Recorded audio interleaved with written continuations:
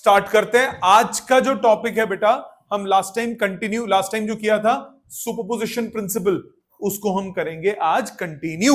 Superposition में मैंने last time आपको एक छोटी सी प्यारी सी क्यूट सी बात बताई थी कि जब दो फोर्सेस सेम डायरेक्शन में होती है तो आप क्या करते हो, ऐड। ऑपोजिट में होती है तो क्या करते हो, सब्ट्रैक्ट। ये याद है। आज हम करते हैं पहले एंगल की बात। एंगल वाले में कैसे वेक्टर सम यूज होगा, कैसे 11वीं कक्षा को कार्यान्वित करेंगे, अप्लाई करेंगे, उसकी बात करेंगे। सो आज का जो 11वीं कक्षा का काम है उस पे बेस्ड क्वेश्चंस लिखिए। क्वेश्चन, पहला क्वेश्चन आपके सामने आ रहा है और वो ये रहा, 3 चार्जेस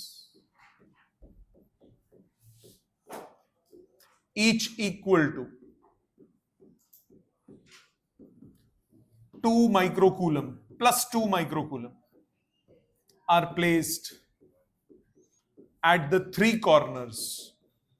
मैं साथ साथ लिख रहा हूं, लिखो please. at the 3 corners of an equilateral triangle,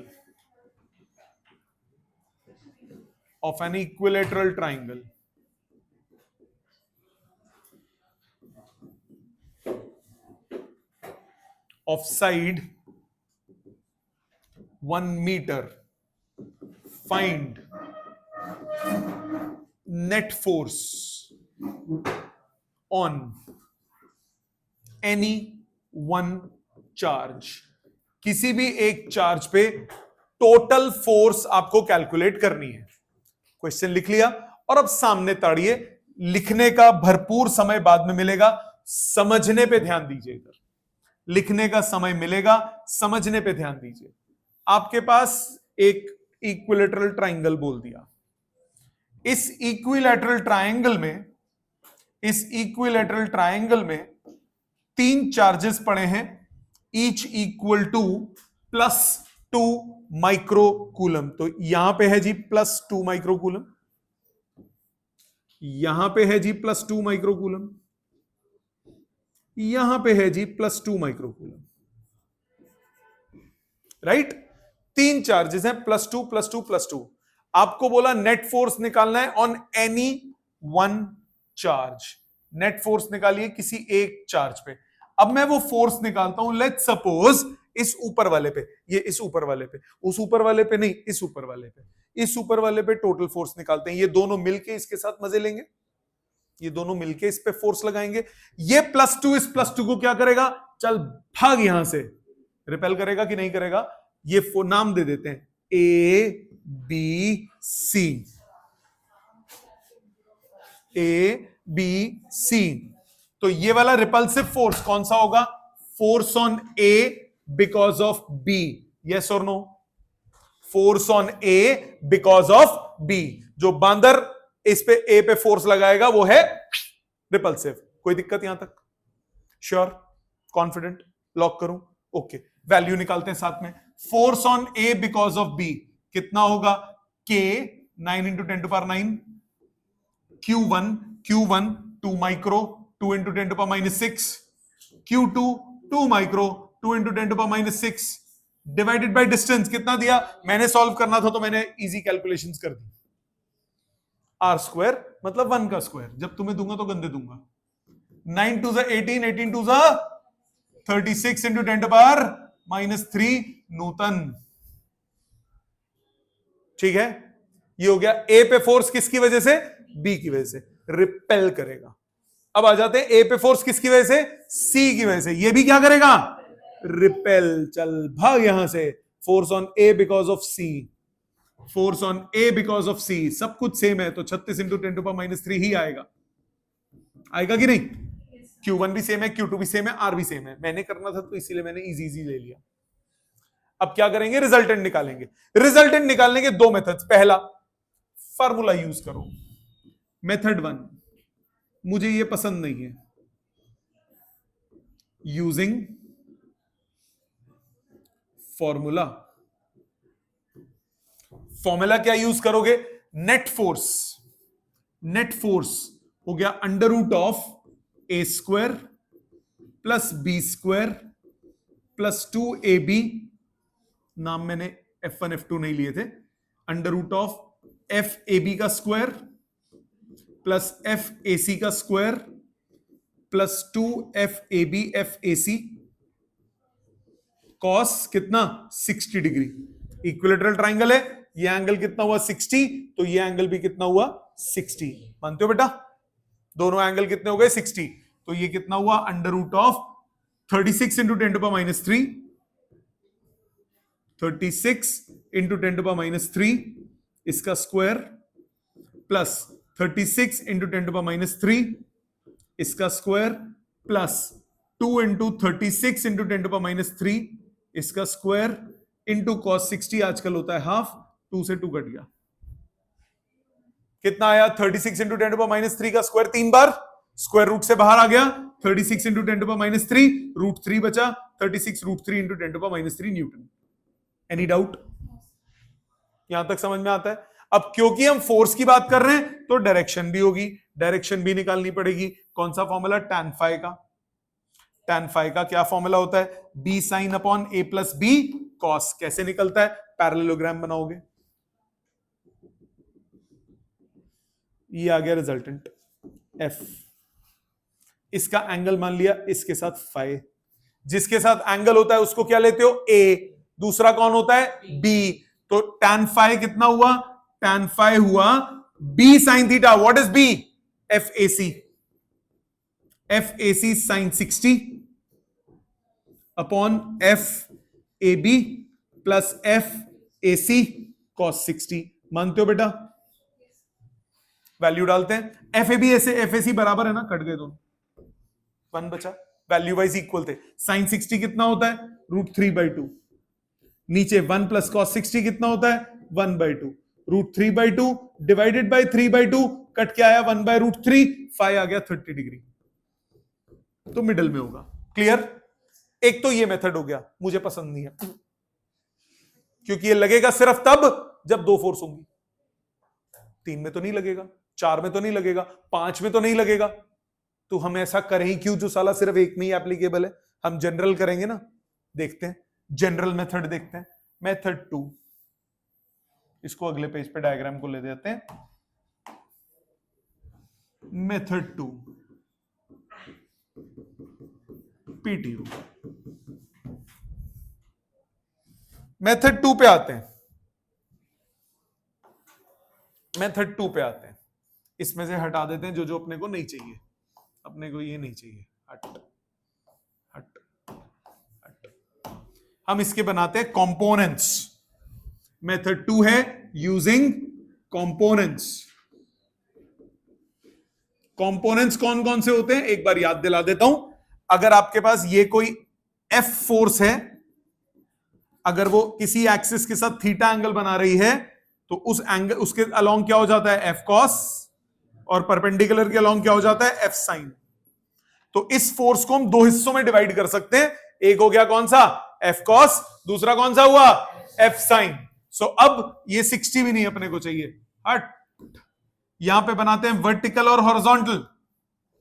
ये रहा वर्टिकल, ये रहा हॉरिजॉन्टल। इस एंगल को मान लिया हमने 60 है, ये मान क्या लिया है ही 60, तो ये एंगल हो गया 60। कोरस्पॉन्डिंग एंगल्स है ना, इजंट इट? नीचे चल छोड़, ठीक है। ये एंगल क्या हुआ? 60। Similarly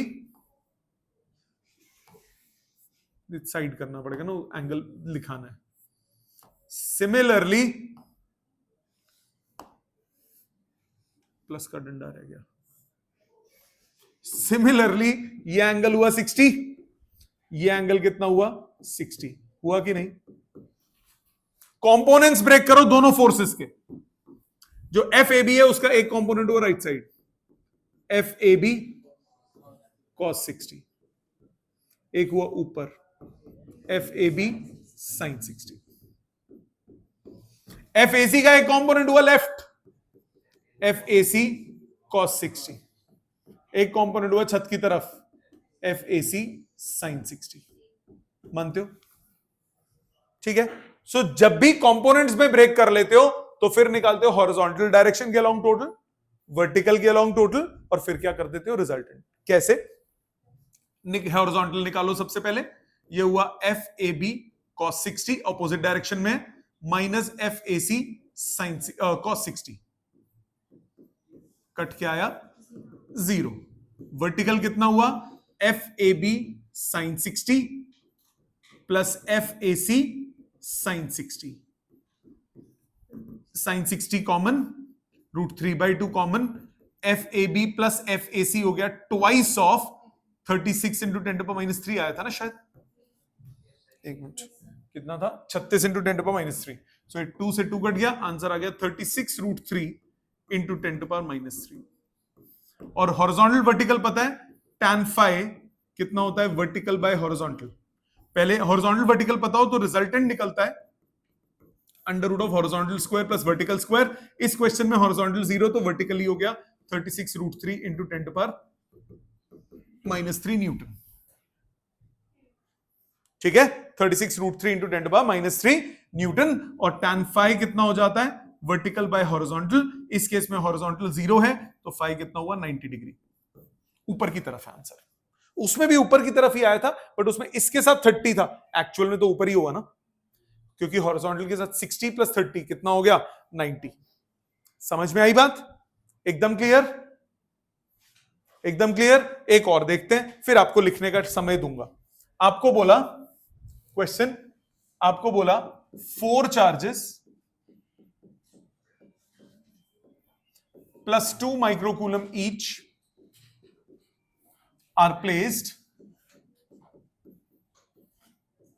at 4 corners of a square of side 2 metre कर देता हूं, चलो कोई नहीं, तुम भी क्या याद करोगे, of side 2 मीटर। Find net force on any one charge. किसी एक चार्ज पे टोटल फोर्स निकालनी है, किसी भी एक चार्ज पे। ये 4 चार्जेस हैं, 2 माइक्रोकूलम, 2 माइक्रोकूलम, 2 माइक्रोकूलम, 2 माइक्रोकूलम। अब मान लिया मैंने फोर्स निकालनी है इस पे,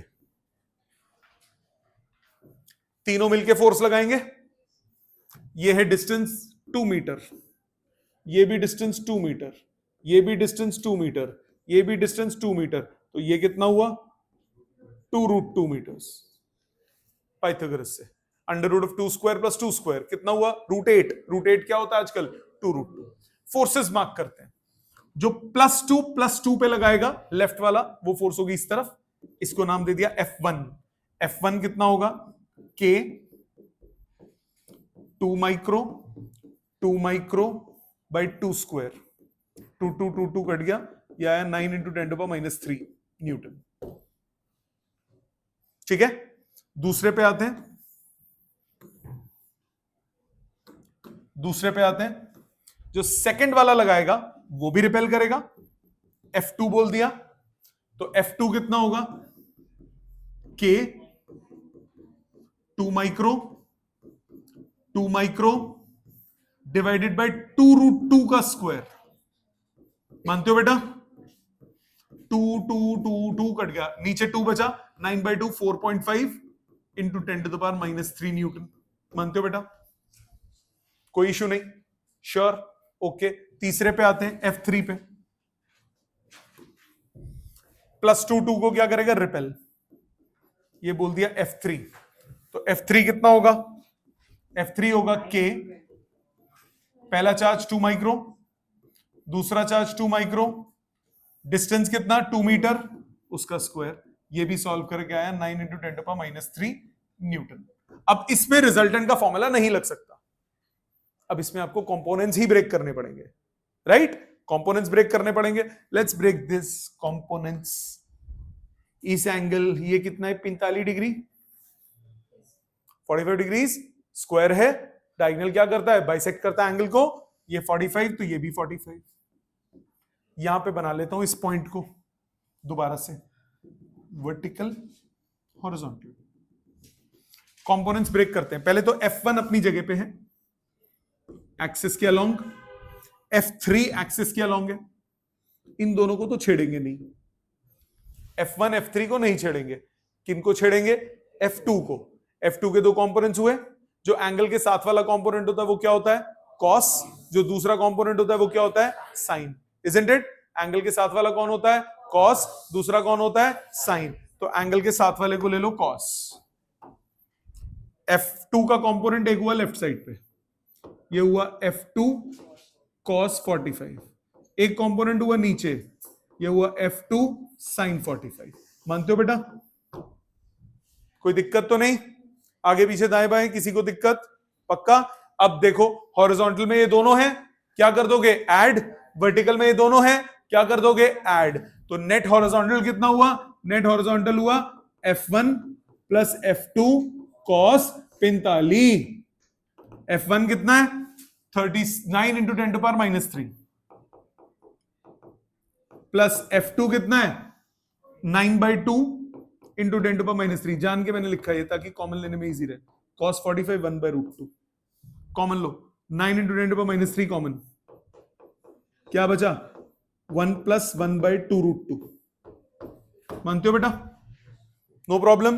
वर्टिकल पे आओ। वर्टिकल डायरेक्शन में दोनों क्या हो रहे हैं? ऐड हो रहे हैं। वर्टिकल डायरेक्शन में दोनों ऐड हो रहे हैं। वर्टिकल कितना हुआ?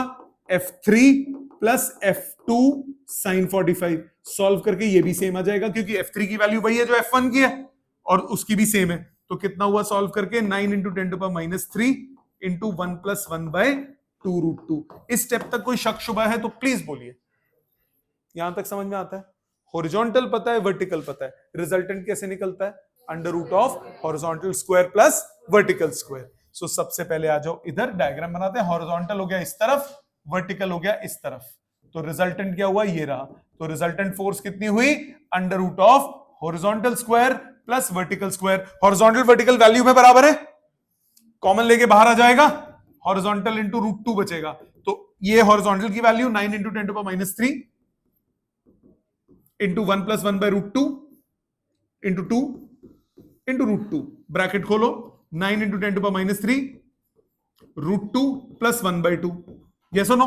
कैलकुलेशन छोटा करना है बेटा, मेन है कैलकुलेशन छोटा करना। वो अगर आप यहीं पे पॉइंट्स में कन्वर्ट कर दोगे ना, घूमते रहोगे पूरे क्वेश्चन में, लास्ट तक लेके जाओ। √2 कितना होता है? 1.41। 1/2 कितना होता है? 0.5। कितना हो गया? 1.91। 9 into 1.91 into 10 to power minus 3। Answer कितना है? 9 9 9 81। 8 not 17, 17.19 into 10 to the power minus 3। Answer आ गया 1.719 into 10 to the power minus 2 newton. मैं क्यों कैलकुलेशन में टाइम वेस्ट करूं? सो थोड़ा सा ध्यान। और दूसरा, आप एंगल पे आ जाओ। ये फाई मान लिया, tan फाई कितना हुआ? वर्टिकल बाय हॉरिजॉन्टल दोनों बराबर है, 1 आ गया, फाई आ गया 45 डिग्री। तो यानी रिजल्टेंट या बीच में आएगा, बिल्कुल रिजल्टेंट ही आएगा 45 पे। किसका बेटा? बेटा वो रिजल्टेंट इसी डायरेक्शन में आ रहा है। रिजल्टेंट हो सकता है 30 डिग्री पे आता अगर ये दोनों फोर्सेस बराबर ना होती तो फाई तो निकालना ही पड़ेगा ना। वो जो एंगल है वो F2 का एंगल है। अब हम किसका एंगल निकाल रहे हैं? रिजल्टेंट का। तो रिजल्टेंट हमेशा कैसे निकलेगा? हॉरिजॉन्टल के साथ एंगल निकालने के लिए सर सामने, हॉरिजॉन्टल के साथ एंगल निकालने के लिए रिजल्टेंट का क्या करोगे? tan फाई किसके बराबर?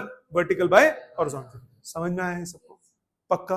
अच्छे से क्लियर? दू करने के लिए एक, हाँ जी बेटा कोई कुछ कह रहा है, बोलिए। इसमें हम ऐसे भी कर सकते थे कि पहले F1 और F3 का वो निकाल लेते रिजल्टेंट और फिर वो F2 में ऐड कर देते। बिटिया वो देख इस पर्टिकुलर क्वेश्चन में चल जाएगा। रीजन बीइंग क्योंकि F1 F2 दोनों, F1 F3 दोनों बराबर है और F2 बिल्कुल मिडल में है, तो पक्का पक्का F1 F3 का रिजल्टेंट F2 की डायरेक्शन में आएगा। बट अगर ऐसा क्वेश्चन जिसमें F1 और F3 बराबर नहीं होते तो उन दोनों का रिजल्टेंट किसी और एंगल पे आता, फिर वो F2 के साथ किसी और एंगल पे होता तो वो नहीं निकलता ना फिर। तो अभी तो मैं जनरल मेथड कर रहा हूं जो हर जगह एप्लीकेबल होगा। ठीक है? आप सबको क्लियर है? चलो मैंने आसान आसान किए ना, अब तुम्हें थोड़ा मुश्किल करना तो at the end of the day मेरे को है ही। हाँ बेटा बोलिए। पीछे करना एक चीज। हाँ जी बेटा बोलो। जो लास्ट स्टेप में आपने √2 मल्टीप्लाई करा है h√2 के बाद जी, तो उधर वो फर्स्ट वाले में तो हो गया, सेकंड वाले में हुआ नहीं ना मल्टीप्लाई? हुआ बेटा। √2 इंटू 1 √2, 1/2 √2 × √2 कट के वो 1/2 बचा। वो क्या लिखा है? 2 √2 है बेटा, ये 1/2 √2 है ना। हाँ जी, हाँ जी। एक मिनट, मैं थोड़ा क्लियर लिख देता हूं, जल्दी जल्दी भावनाओं में बह गया था मैं। ये 1/2 √2 इंटू √2, अब ब्रैकेट खोला है। ठीक है, आप सबको क्लियर है बेटा? करोगे एक क्वेश्चन? श्योर। कॉपी कॉपी में क्या रखा है, खुद करो ना। हाँ, अगर तो सही है जैसे इस क्वेश्चन में है तो कोई दिक्कत नहीं है, पर अब मैं जो दूंगा उसमें नहीं आएगा। ठीक है, लिखो question. 4 charges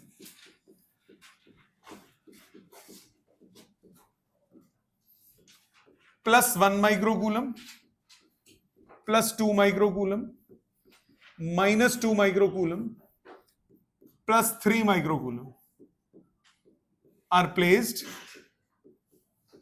at 4 corners of a rectangle of length 4 meters, breadth 3 meters as shown. Find net force on +1 microcoulomb charge. So 4 charges हैं, डायग्राम गिवन है क्वेश्चन में।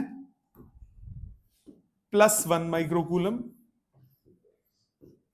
2 microcoulomb, -2 microcoulomb and +3 microcoulomb.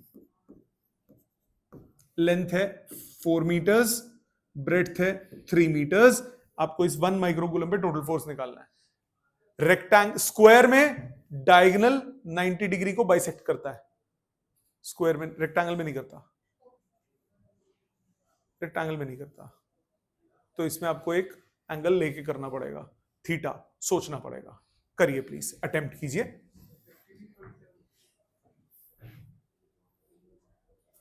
Attempt कीजिए, चेक करें, ध्यान दें, निन्नी बाद में सो लें। पता है मेरे को मनगढ़ंत क्वेश्चन है, गंदी कैलकुलेशन तो आएगी। लड़ना नहीं, लड़ना नहीं बच्चा, लड़ना नहीं, सामने देखो। कोई बात। +2 +1 को क्या करेगा? रिपेल, F1 बोल दिया। तो F1 कितना हुआ बेटा? K, Q1 is 1 micro, Q2 is 2 micro, distance is 4, 2, यह आ गया 9/8 इंटू 10⁻³ न्यूटन। यहां तक कोई दिक्कत बेटा? प्लीज बात नहीं। 9/8 इंटू 10⁻³ न्यूटन, F1। अब आ जाओ F2 पे। ये -2 इसको क्या करेगा? अट्रैक्ट। डिस्टेंस हो गया 5 मीटर। तो F2 हुआ 9 इंटू 10⁻⁹, 1 माइक्रो, 2 माइक्रो, मैग्नीट्यूड ले रहा हूं सिर्फ, अपॉन 5 का स्क्वायर। ये 18/25 इंटू 10⁻³ न्यूटन। मानते हो? No problem, okay. 9/8 कितना होता है? 1.125, 1.125 इंटू 10⁻³ ये होगा 0.64, 18 दूनी 36 दूनी 74, ठीक 72, 0.72 इंटू 10⁻³ न्यूटन। आ जाते हैं F3 पे। What is this F3? Attractive नहीं होगी, रिपल्सिव होगी। F3, this F3 will be K, Q1 is 3 micro, Q2 is 1 micro, divided by distance 3 meters, so 3 का स्क्वायर। 9 उड़ गया, कितना आया? 3 इंटू 10⁻³ न्यूटन। कोई दिक्कत किसी को बेटा? यहां तक सबका ठीक है बेटा? आपका ठीक है यहां तक? ये एंगल को मैंने मान लिया theta, this angle is theta, sine theta is 3/5, cos theta 4/5। सानू थीटा दा करना कुछ नहीं, सानू की चाहिए है sin theta te cos theta. What do we want? Sin theta and cos theta. We don't require the value of theta. For components we need sin and cos only. Now break them into components. The ones which are along horizontal and vertical, unko aap nahi chedoge. F1 towards left hand side, F3 is downwards. Now F2 will have two components. This is F2 cos theta and this bloody one is F2 sin theta. मानते हो? No worries, sure. Now horizontal दोनों क्या हो जाएंगे? Subtract, both are in opposite directions, so horizontal force कितनी हो गई? F1 minus F2 cos theta. F1 कितना है? 1.125 into 10⁻³ minus F2 0.72 into 10⁻³ into कितना? cos theta 4/5.8। ठीक है, ठीक है। 10⁻³ कॉमन, 1.125 में से सबट्रैक्ट करो 0.8, 8 2 16, 7 8 56, 57, 576, 0.576। कैलकुलेट हो जाएगा ये? गंदा आया क्योंकि मैंने मनगढ़ंत क्वेश्चन बनाया था। लॉजिकली तो समझ में आ गया ना सबको। मैथ्स को अगर मैं इस कैलकुलेशन को बोलूं, ये तो इजी है, ये कैलकुलेशन तो इजी है। इसके बाद आ जाओगे वर्टिकल पे। वर्टिकल भी क्या होगा? दोनों सबट्रैक्ट, बड़े में से छोटा माइनस डायरेक्शन बड़े वाले की, तो F3 minus F2 sine theta. F3 कितना? कहां गया? 3 इंटू 10⁻³ F3 3 इंटू 10⁻³ क्या है? Into minus F2 0.72 into 10⁻³ into sine theta. Sine theta कितना है? 3/5.6। कर लोगे कैलकुलेट? लॉजिक समझ में आ गया? हॉरिजॉन्टल आपको पता है, हॉरिजॉन्टल किस तरफ आया? इस तरफ। वर्टिकल आया नीचे की तरफ। ये हो गया रिजल्टेंट। रिजल्टेंट कितना होगा? √Of horizontal square plus vertical square. अगर तमीजदार वैल्यूज आएंगी तो हो जाएगा, अगर तमीजदार वैल्यूज होंगी तो हो जाएगा। ये बदतमीज वैल्यू थी, ठीक है? तमीजदार वैल्यू होंगी तो हो जाएगा। इसी तरह फाई निकालोगे, फाई क्या होगा? tan phi vertical by horizontal. So पहले मुझे ये बताओ, क्या इस क्वेश्चन की मैथ्स को छोड़ के फिजिक्स समझ में आ गई सबको? हाँ, कैलकुलेशन इसीलिए गंदी है भाई, मैंने मन के नंबर ले लिए कुछ भी वैल्यू बनाने के लिए। लॉजिक समझ में आ गया? पक्का? लिखिए क्वेश्चन अगला। अगला क्वेश्चन लिखिए।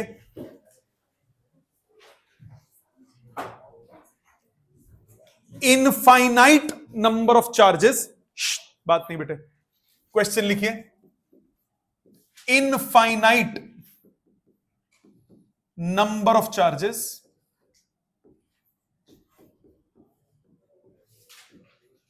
each equal to +2 microcoulomb are placed at x equal to 0, 1, 2, 4, 8, 16 and so on। एक मिनट, 1 मीटर कर लो। x equal to 0, 1 metre, 2 metre, 4 metre, 8 metre, 16 metre and so on। Find the net force on charge at x equal to 0। x equal to 0 पे जो charge है उस पे आपको क्या चाहिए? Total forces. कौन सी फोरस? x इक्वल टू 0 पे जो चार्ज है। कैसे करोगे? लगाओगे दिमाग? लगाओगे दिमाग? कोई नहीं, नहीं होगा ज्यादा ज्यादा, लगाओ दिमाग, अप्लाई योर ब्रेन्स। जी सब सेम है, सब सेम है, सब +2 माइक्रोकूलम है, स्टार्टिंग से एंडिंग तक सब +2 माइक्रोकूलम है। करिए कोशिश, सामने चेक कीजिए, कोई बात नहीं, सामने देखो बेटा। Hello everyone, please pay attention, attention बेटा, सामने मुन्ना। चलो, आपको बोला x equal to 0, x equal to 1, x equal to 2, x equal to 4 and so on. यहां पे है जी 2 माइक्रोकूलम, यहां पे है 2 माइक्रोकूलम, यहां पे है 2 माइक्रोकूलम, यहां पे है 2 माइक्रोकूलम। ये सब मिलके इस बेचारे के साथ क्या करेंगे? चल भाग, चल भाग, चल भाग। ये भी इसको रिपेल करेगा, ये भी इसको रिपेल करेगा, ये भी इसको रिपेल करेगा, है ना? सब धक्का मार रहे हैं। नेट फोर्स क्या हो गई? सबका सम अप टू इंफिनिटी। पहली कितनी है? के 2 माइक्रो, 2 माइक्रो अपॉन 1 का स्क्वायर प्लस के 2 माइक्रो, 2 माइक्रो अपॉन 2 का स्क्वायर। ओए बात नहीं, 2 मीटर। के 2 माइक्रो, 2 माइक्रो अपॉन 4 का square up to infinity. Right right, K common, 2 2 4 into 10⁻12 common, 1 plus 1/4 plus 1/16 up to infinity. ये बन गया infinite GP. Sum of infinite GP का फॉर्मूला होता है a upon 1 minus common ratio. Sum of infinite GP का formula होता है a upon 1 minus common ratio. तो ये हुआ 9 चौके 36 into 10⁻³ into a upon 1 minus common ratio. Common ratio कितनी हो गई? डिवाइड करो, this upon this, this upon this, ratio कितनी आ गई? 1:4। सो ये कितना हुआ? 36 इंटू 10⁻³ इंटू 4/3, ये हो गया 12, 12 चौक 48, 48 इंटू 10⁻³ न्यूटन। समझ में आया? समझ में आया? क्लियर? एकदम अच्छे से? ओके। एक और देखते हैं, लिखिए क्वेश्चन, लिखिए question.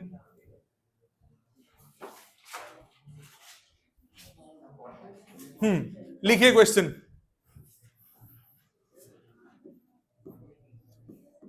Two masses of 10 grams each are suspended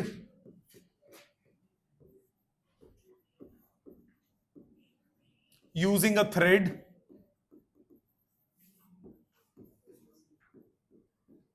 of equal length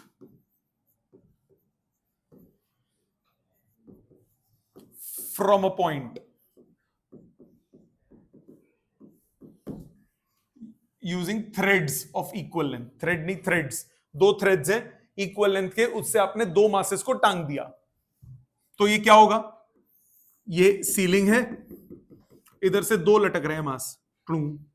अब what charge must be given to each, what charge must be given to each so that angle between threads become 60 degree. ऐसे लटक रहे हैं, दोनों को charge दूंगा, क्या करेंगे? रिपेल करेंगे।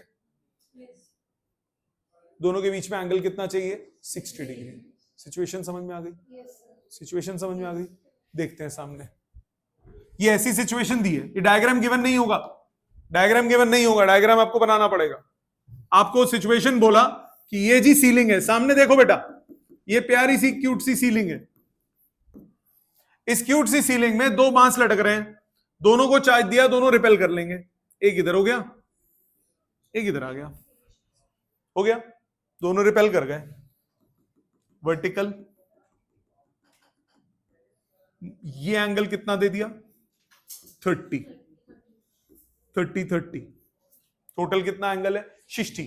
सामने देखो, सामने देखो, सामने देखो, सामने देखो। Oh given length of string is 1 metre. 1 metre लंबी रस्सी थी। अब ध्यान दो बेटा, 1 मीटर लंबी रस्सी है भाई। कैलकुलेशन गंदी हो सकती है, मनगढ़ंत क्वेश्चन है, पहले बता रहा हूं। ऐसी सिचुएशन होगी। अब फोर्सेस कौन कौन सी लगेंगी? एक लगेगा इसका वजन नीचे, ये दोनों एक दूसरे को क्या करेंगे? रिपेल। तो एक लगेगी इलेक्ट्रोस्टैटिक फोर्स, रस्सी में खिंचाव पैदा होगा, टेंशन हुआ। ठीक है, ओके।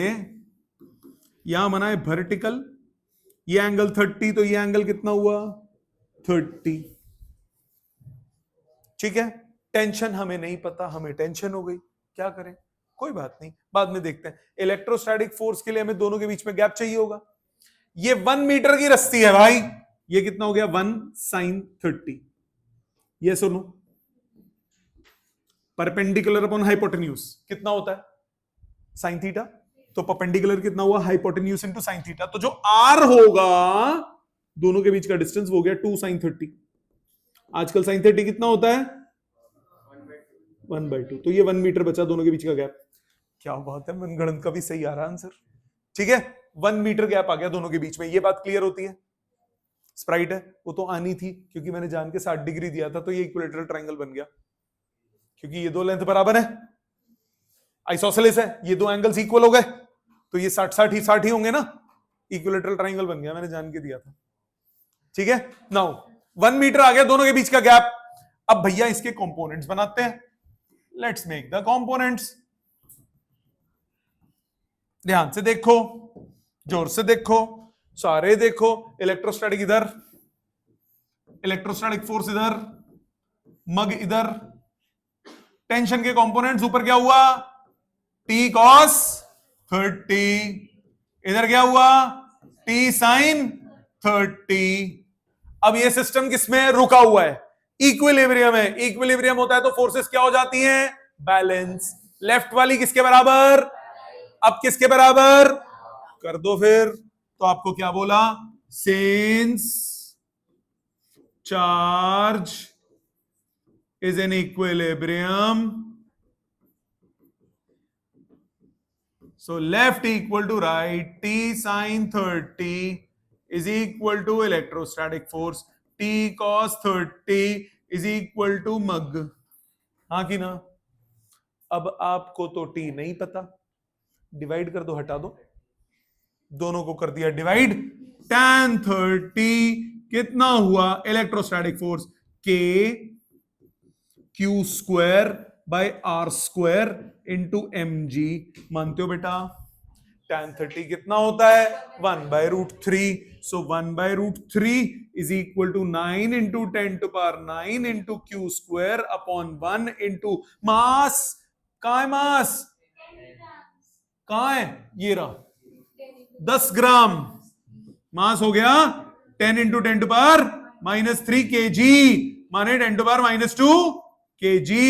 तो 10 to power -2 kg into G को 10 ले लेते हैं। Take G equal to 10। मैंने करना है ना सॉल्व, जब तुम करोगे 9.8 लेना। Take G equal to 10, solve करो, क्रॉस मल्टीप्लाई। कितना हुआ ये? Q square equal to 1/9√3, 10 to power 9, नीचे 10 टू पावर -1, ऊपर क्या 10 टू पावर 10, डिनोमिनेटर में आया 10 टू पावर 10। ठीक है, समझ गए? क्यों निकालना है? 1/3 into 10 to power 5 upon 3 to power 1/4 coulomb. Square root का स्क्वायर रूट, स्क्वायर रूट क्या होता है? पावर 1/2, एक और पावर 1/2। लॉजिक समझ में आ गया? अगर होल स्क्वायर बन जाए, मतलब परफेक्ट स्क्वायर आता तो मजा आ जाता, बट कॉन्सेप्ट क्लियर है सबको? समझ में आया? श्योर? होमवर्क सुनिए फिर आज का इसी बात पे, इसको हम कल डिस्कस करेंगे सारे होमवर्क को। तो आप एक बार, सजेशन मेरा ये रहेगा, वो मत करना, होमवर्क मत करना, सजेशन ये रहेगा जितने मैंने क्वेश्चंस किए ना इनको रिपीट करना घर जाके, सारे कॉन्सेप्ट्स। अगली क्लास में इसके क्वेश्चंस हम क्लास में ही करेंगे। कैसे करेंगे? 2 आप फिर 2 मैं, फिर 2 आप फिर 2 मैं, इस तरह से करेंगे। ठीक है, थैंक यू वेरी मच, मिलते हैं नेक्स्ट क्लास में।